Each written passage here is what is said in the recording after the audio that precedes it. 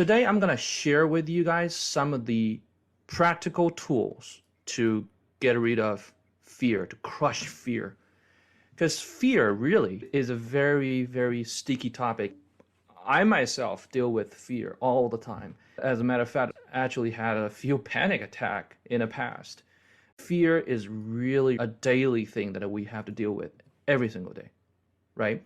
At the end of today's session, I will share with you some of the practical tools that I use, I personally tested, that are very beneficial, and I contribute them to a lot of my, momentum. All right. This is an old slide that I share with you from last time. We know our emotion has energy, and those energy has levels. They're sequential, right? We have the highest energy is infinity and divinity. 700 is oneness, non-duality. When you are meditating, when you are reaching the bliss of almost like a religious bliss, that then you are at 600 or 700, serenity, peace. The reason why we want to do like a morning meditation, getting up early, reading by ourselves, is exactly for this reason. We will be in this zone. Once you're in this zone, once you're in this happy, bliss, peaceful, serenity zone, you don't want to be in other level that's lower than this. And when you are hugging your dog, hugging your children, you are at 550 or 540 or more. Meet levels of energy. Most people stay in contentment, routine, functionality, boredom, whatever, right? And most people are somewhere in between. However, we're talking about fear. Fear is right around 100. 100 is really, really low. Is what we call negative energy. Those are really going to suck our positive energy out. I know some people may say, well, Sam, this sounds a little bit woo-woo. How can you prove that? Well, if you know yourself, if you coming from an empirical experience, from your own living experience, you know when you're in fearful state, your pupil dilates, you are actually sweaty, your heart rate increases, and you are actually very nervous, right? And you have all this negative paranoia in your mind going over and over and over. And the feeding energy is your subconscious language. So, in other words, these two, mental picture and subconscious language, will bring your energy down because you tune yourself into this fearful state. The sad thing is, our brain cannot tell the difference between real evidence or false evidence. What do I mean by that? When you are in fearful state, you are thinking about those drama that they're not even real, but your brain actually believe that. Your brain actually think those things are real. For example, right now, let's just imagine I take out a fresh lemon. I put it on the cutting board, all right? I'm going to cut this fresh lemon into half. And I'm going to hand you one half of the lemon and squeeze a little bit and ask you to taste it. You will feel the sourness, right? Can you feel the sourness, Jesse? Is it sour in your mouth right now? Does it make your mouth watery? Yeah. Okay. Robin, what do you feel? Can you feel the sourness? Yeah, I did. Okay. So what happened? There's no lemon, but your brain actually thought there is a lemon. There's a half a lemon in your mouth. So what does that tell us? That tells us our brain is not always accurate. Our brain are actually fed by a lot of false information, aka fear. So fear is false evidence appearing real. So a lot of times when we are making those mental drama in our brain actually will think they are real. What happens is your body will react. Your physical body will react with what we call the fight or flight mode. And your blood pressure will increase, your hormone level, your cortisol level will increase. Everything will appear as if you are in that real situation. Years ago, back in 2017 or ish, I actually stumbled upon this TED Talk. It's by this famous entrepreneur and investor, Tim Ferris. He had this millions of viewership TED Talk called Why You Should Define Your Fears Instead of Your Goals. Tim Ferris, he was one of the earliest investor of PayPal, and he's very successful and everything. But in college, he wasn't that happy. As a matter of fact, he was very depressed, almost killed himself. And years later, he learned some philosophy. He actually developed this tool called fear setting. All of us have some kind of a goal setting, especially in the very beginning of the year, right? We call it, New Year resolution and such. We will list some goals. For example, I want to lose, 20 pounds. I want to make extra $100,000. I want to move to a new house. I want to buy a new car. Everybody has some kind of goals. And some people, they try to write their goals daily. And some people write their goals maybe every year. We do that every now and then, right? However, what he proposed is another tool. It's called fear setting. What is a fear setting? Fear setting is, a lot of times we have all those mental drama, right? We have, okay, what if this is really screwed up? What if this thing really goes south? What if this thing, what if, we have a lot of what ifs. So instead of lingering in those endless what if game, he actually come up with this tool called fear setting. So he will actually define those worst case scenarios. For example, okay, I got a call from IRS, tax auditing. They will garnish my wage or whatnot, right? And then how do I prevent this from happening? Okay, if that does happen, what should I do to remedy the situation? So he ended up writing all those mental drama and then also write down the prevention and precautionary measures.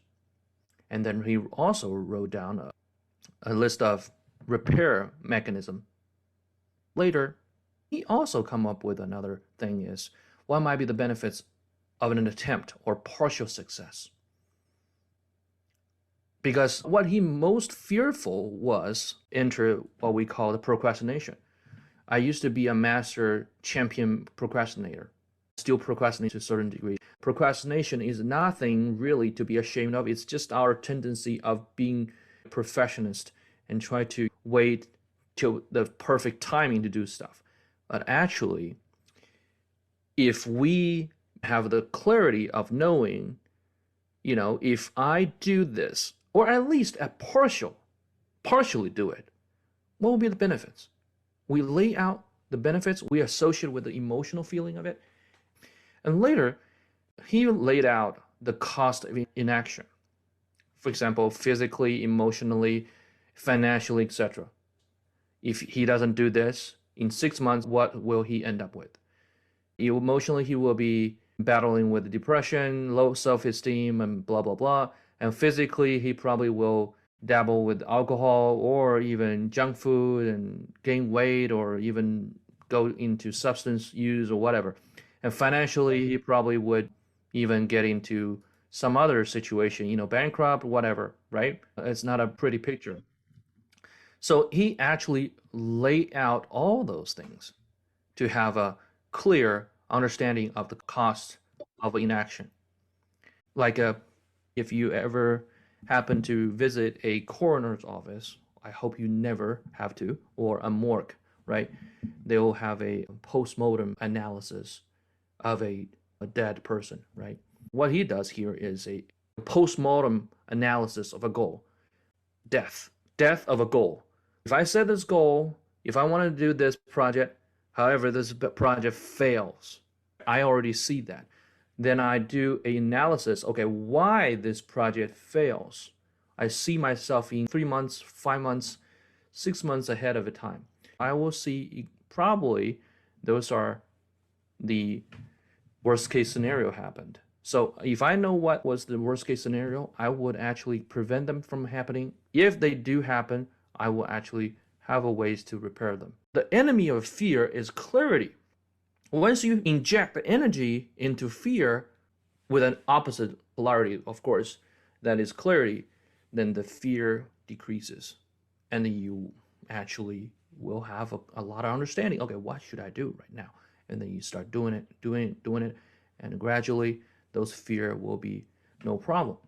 So once you have that level of clarity, you will be much better off.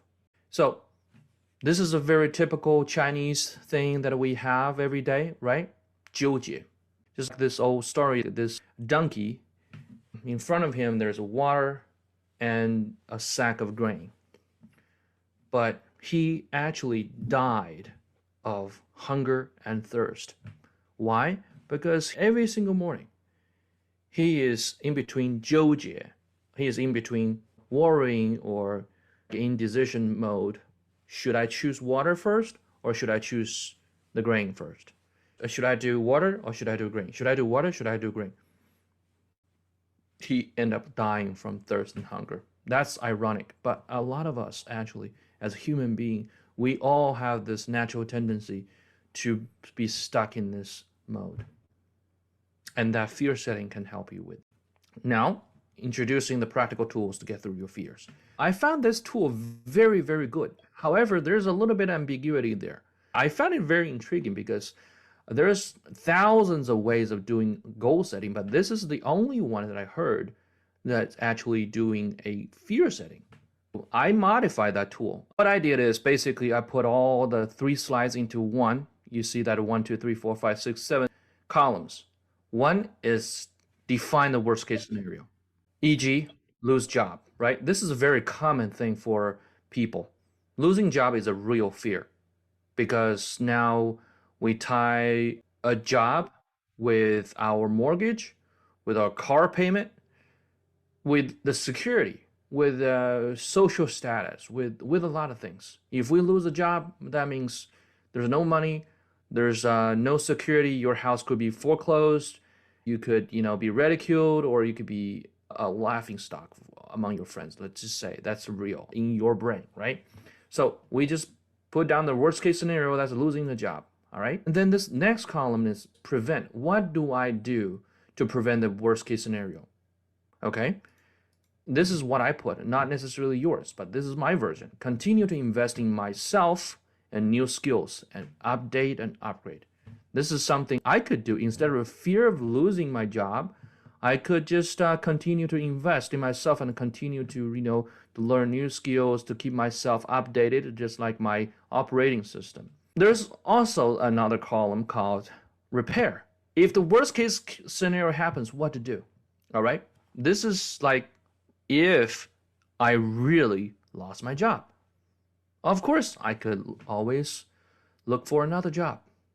As long as you have your physical body, as long as you are physically healthy, and there's another option. You can start a business. A lot of you have a secret, entrepreneurial dream. Some people may want to start a coffee shop, or some people wanted to start a daycare. Some people wanted to start a car shop, a car dealership or some sort, right? Well, this is a perfect timing. If I lose a job, I can start a business, right? Or even worse, we all have a driver's license. We can drive a Uber. We can work at a restaurant as a waiter. Years ago, when I came to America, I was a waiter. I was able to earn $10 an hour. I was really proud because I put my effort in it. I really, really care of my customers. I was really proud because the minimum wage at the time in the state of Mississippi was $7. I still remember when I go home, I took out the money. It's about 100 something. I couldn't even separate those money. I have to put them on the counter to let it dry overnight. I told my girlfriend, now my wife, I said, now I understand why they're called 血汗钱. Because they really, really are sticky. They're all soaked with sweat. Well, that's just the joke aside. We lay out all those things, right? Yeah, of course. We can always drive Uber, work at a restaurant, or deliver pizza, whatever. It's not going to be the end of the day if that happens, right? And the benefits. This is another one. There's the benefits from taking action, even partial ones. If I take action of preventing like continue to invest in myself, update my resume, upgrade my new skills, at least I'll have a new opportunity. Some people, I would say, yeah, spend some time, spend some money on renovating your LinkedIn profile. For example, maybe you spend a couple $100 to get yourself a very professional portrait picture, like professional portrait picture. When you do that, your chances of getting noticed by headhunters are substantially increased. All right. And also, you will have growth. You will also have fulfillment. You are less likely to feel anxious, and you will feel more confident. That's the benefits. These are the projection of inaction. Okay. Like 6 months cost of inaction. Number one, emotionally, you will stay in fear and anxiety. Number two, I will be miserable. Number three, I may really lose the job due to unforeseen circumstances. Even if you stay working, there could be like a, economic collapse, or your company got bought out by another shark company, and the new management, they decided to fire all the old people. Those things could happen, right? I mean, those are the cost of inaction. However, if you really spend time doing and spend time and energy and care on preventing those things from ever happening, and also have a clear understanding what to do, what to repair if those things happen, and you compare the cost of inaction, this is what we call pain. Subconsciously, we all know when we are in pain, we seek pleasure, we avoid pain. Then we will take action. Then we will do this column, we will do this, right? And 1 year cost of inaction is fear and anxiety, miserable, of course, may really lose the job due to unforeseen circumstances. And there's another one, is a regret. 1 year from now, you will regret, oh, I could have, just gotten another new offer from a bigger company that, offers me 20, 30, 40, even 50% of pay increase. I could have just, blah, blah, blah. I could, move to a dream company, move to a dream city, whatnot. In 3 years, this thing continue to accumulate. You have more fear, more anxiety, you feel more miserable. You could still lose your job due to all kinds of situations, but other than regret, you'll still feel pain and depression. So those are the costs of inaction. The longer you wait, the higher the price you have to pay. So it's really the cost, right? It's really very simple and obvious. If we see this is the cost, then doing so sounds like a much better idea, right? So this is for you. This tool is for you. I got to tell you, every time when I was like in almost a panic attack kind of situation, I would do something similar to this. I would utilize this tool. And once I do this, it's simple. I will have much more clarity, and I'll just start doing it. And this thing works for your fear, and it also works for your procrastination. A lot of times we do procrastination is due to the fear of certain things to happen, right? And this is a very good tool. Another tool I would like to share with you is called Weighted Average Decision Matrix, WADM for short. I like this tool a lot. It's based on a book by M.J. DeMarco. M.J. DeMarco is a self-claimed millionaire and also a successful book publisher and a coach. This tool, when you are in what we call the silly donkey situation, 纠结, right? You're like in between, should I eat grain first or should I drink water first? So what should we do? You'll see that there are only 3 columns, right? Step 1, list the factors. Those things are actually, I made them up. Your factors may be a little bit different, right? But let's use this for example. Let's say you work for a company A and you currently live in New York City. At the same time, you got a new offer from company B, but that requires you relocate to Austin, Texas. However, on paper, the pay is significantly less than what you get in New York City, right? But you also know that the cost of living in New York is really high, but New York has a lot of museums and whatnot, right? And how do I decide, right? In Austin, you obviously with less money, probably a fraction of the cost, you can buy a bigger house. How do I choose between these two options? Then what we can do is simple. We list the factors and assign them a weight. Here I put autonomy, meaning, and mastery. From 0 to 10, I put 10, highest, because I don't know whether you still remember, Daniel Pink wrote this book called Why. According to him, the reason employees stay in the company, these three factors contribute the most, is autonomy.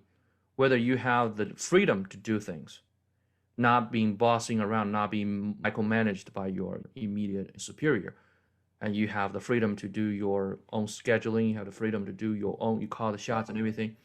So I assign autonomy, meaning, and mastery the highest possible points. Meaning is very self-explanatory. Okay, if I stay in this company, let's use Google, for example. Google is the world's largest, probably the best company to work for, right? I work for Google and I'm contributing some, advancing the technology of the humankind, and blah, blah, blah. That's the meaning of it, right? If I work for, let's say, McDonald's, and then this company basically just making junk food, I help them, design French fries. Even though this is like a billion-dollar company, but I feel I'm not contributing anything to the healthy lifestyle, so it's meaningless. So meaning is 10. And mastery, meaning like you are able to master something, learning something. And cost of living factor, this is also pretty critical, that I assign 8 there. And education mostly for your children, right? And that's also very important, so I gave about 10.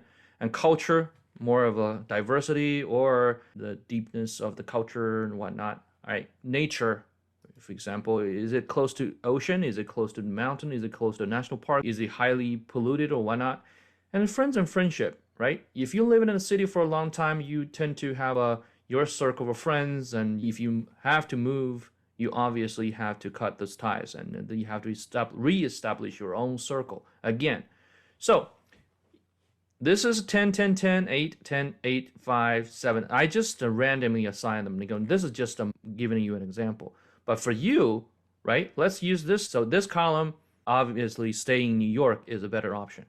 However, meaning, like I said, if you work in this company pays, obviously staying in New York is a better option.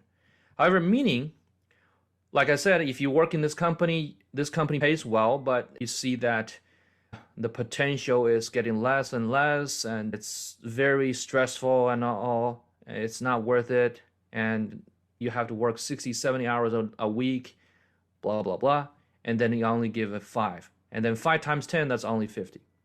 But working in Austin, this is a new startup, or this is a relatively better pay company, or this company really has a company culture, blah, blah, blah, and you give it an 8. So that's 80.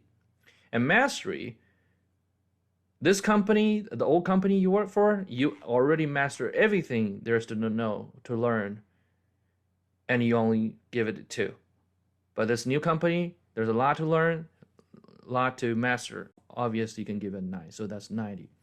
And cost of living factor, this is really funny because there's this cost of living calculator. If you're currently living in San Francisco and you want to choose, let's say, Austin, Texas, then you currently earn about $300,000 in San Francisco. That translates to $151,000 in Austin. This is a cost of living.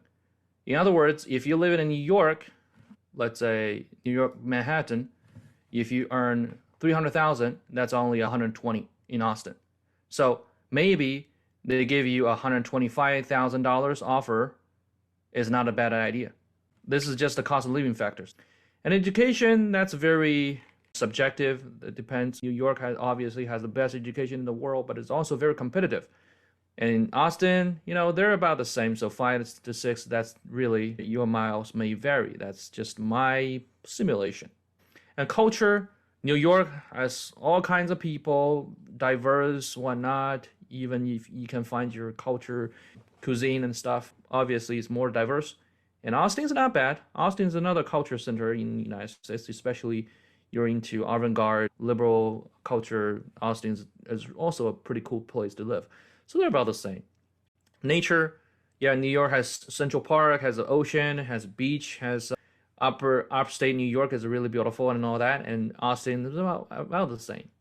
And friends and friendship, if you live in New York City for years and you already have your circle of friends, but moving to a new city like Austin, you obviously have to reestablish. That's a very low score. But with this calculation, you add them all together, stay in this job with New York City, stay in the current city, stay with this current company, it's only 371. However, accept this new offer and move to Austin, that's 450. Let numbers do the talking. Yeah, that's obvious. We decide the winner. That's option B. You may say, Sam, this is a little bit ridiculous. What about, I don't want to move to Austin. I just want to take another job offer in New York City as well. Yeah, you can also do that, but you just change your factors. It could be no longer cost of living because they're basically the same. You can put transportation, company culture, you can put, whatever you really value. Another tool I would like to share with you, this is called a pros and cons. A lot of people know pros and cons, but this is a live demo of how to do it. Okay. To my knowledge, this tool is really, really good, but it is not as accurate as this one. However, it will give you a very good emotional outlet if you are making a hard decision. This is semi-accurate. I changed a little bit. I just want to give you a demo. I used my own example. At the time I was offered a new job, a new position. Okay, I list the pros and cons. As you may see, there's only one pro. Pro is security and a possible stable paycheck for some years. Again, I'm not proposing you should quit your job and become an entrepreneur. I'm just saying this is my situation at the time. But cons, there's like 1, 2, 3, 4, 5, 6, 7, 8, 9, 10. There's a 10 cons. So obviously, taking this new job is not an option, right? Again, this is a little bit of subjective, but I said I could end up on a bad list. There's a countermeasure to it. Could not in this company. It takes a lot of heavy lifting to be out of the bad list.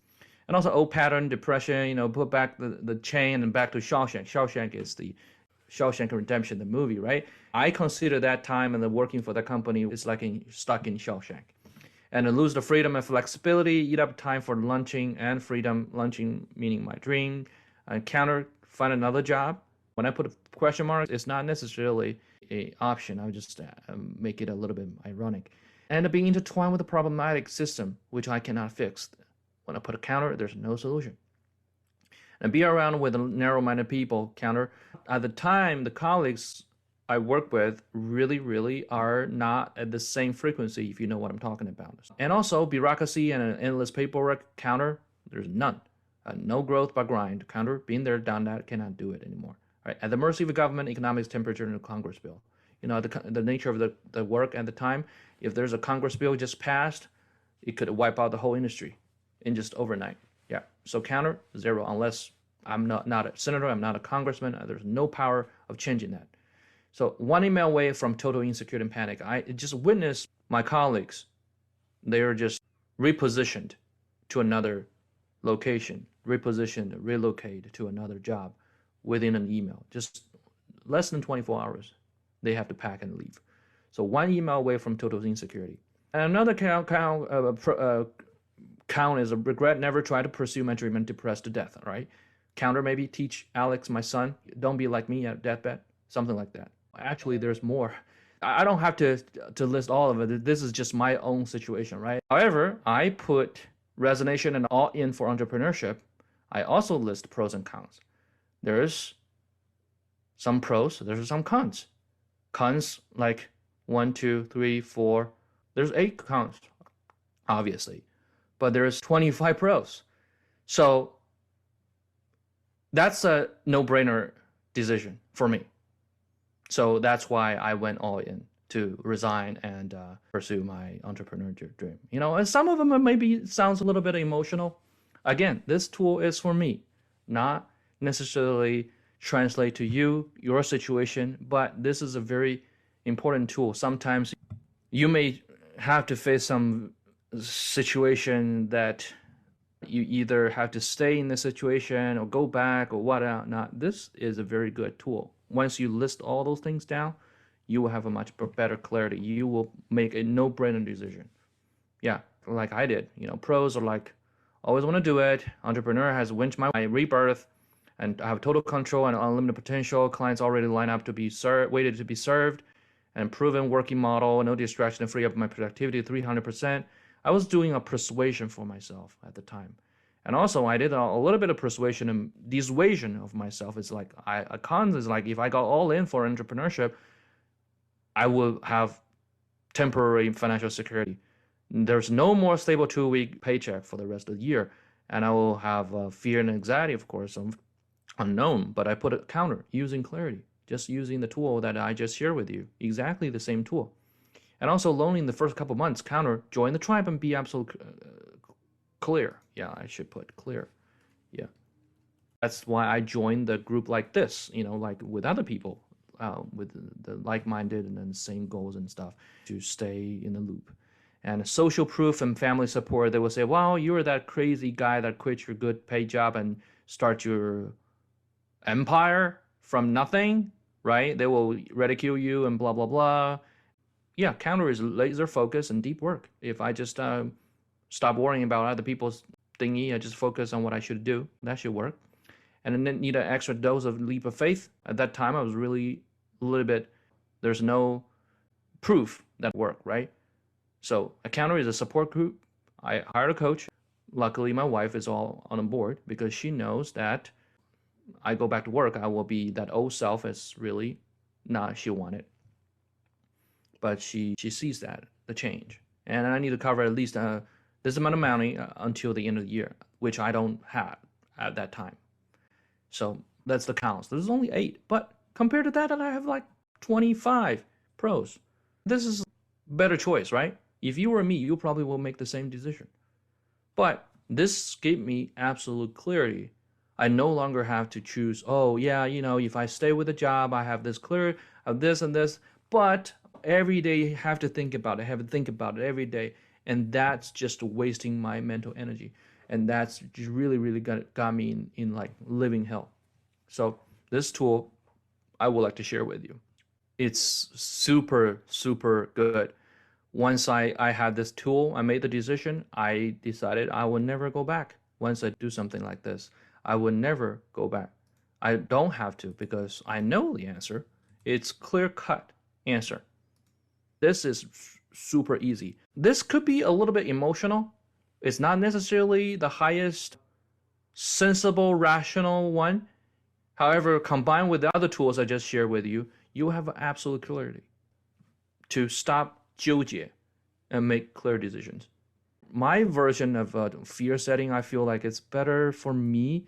Maybe you like his. You can also download from his website.